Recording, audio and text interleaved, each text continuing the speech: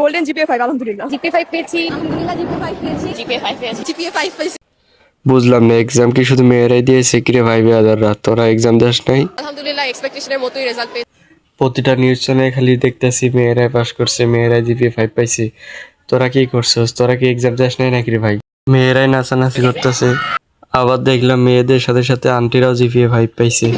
GPA 5 A plus. By the way, এই বছর পাশের হার শুধু 62%। ভাই 24 সালে 87%, 25 সালে 83%, 26 সালে 68%। ভাবা যায়? সরকার পরিবর্তনের পাশাপাশি পাশের হার কমে গেছে। এর কারণটা কি? শিক্ষার্থীরা কি ঠিকমতো পড়াশোনা করতেছে না, না শিক্ষকরা মন খুলে নাম্বার দিচ্ছে না?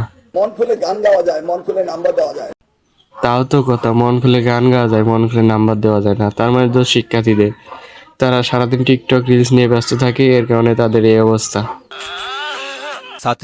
ছাত্রীদের পাশের হার 66%, ছাত্রদের পাশের হার 57%। বুঝলাম না রে ভাই, তোরা আমার ভাই ব্রাদার হয়ে মান সম্মান কিচ্ছু তুলি না। সব দিক দিয়েও দেখছি মেয়েরা এগিয়ে। তোরা কোথায় গিয়েছিলি? টানা 11 বছরে এসএসসিতে পাশের হারে এগিয়ে আছে মেয়েরা।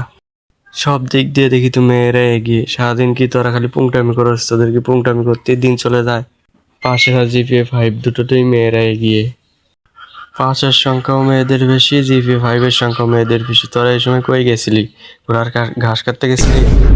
এবারে এসএসসি পরীক্ষায় 312 প্রতিষ্ঠানে পাশ করেনি কেউ। এই 312 প্রতিষ্ঠানের শিক্ষক এবং শিক্ষিকাদের নিয়ে আমি চিন্তা করতেছি, এরা কি পোলাপানদের মতো টিকটক এবং ফ্রি ফায়ার নিয়ে ব্যস্ত ছিল, নাকি স্কুলে আইসা শিক্ষার্থীদের পড়ানো বাদ দিয়ে টিকটক রিলস দেখা নিয়ে ব্যস্ত ছিল? না মানে চিন্তা করে দেখেন, 312 প্রতিষ্ঠানের কেউ পাস করতে পারে, এটা সম্ভব? সম্ভবকে সম্ভব করাই অনন্তর কাজ। এসএসসিতে ফেল 6,90,000-এরও বেশি শিক্ষার্থী। ভাই তোমাদের আগেই বলছিলাম, হেলিকপ্টার মিলনে তোমরা খেপায়ও না ভাই।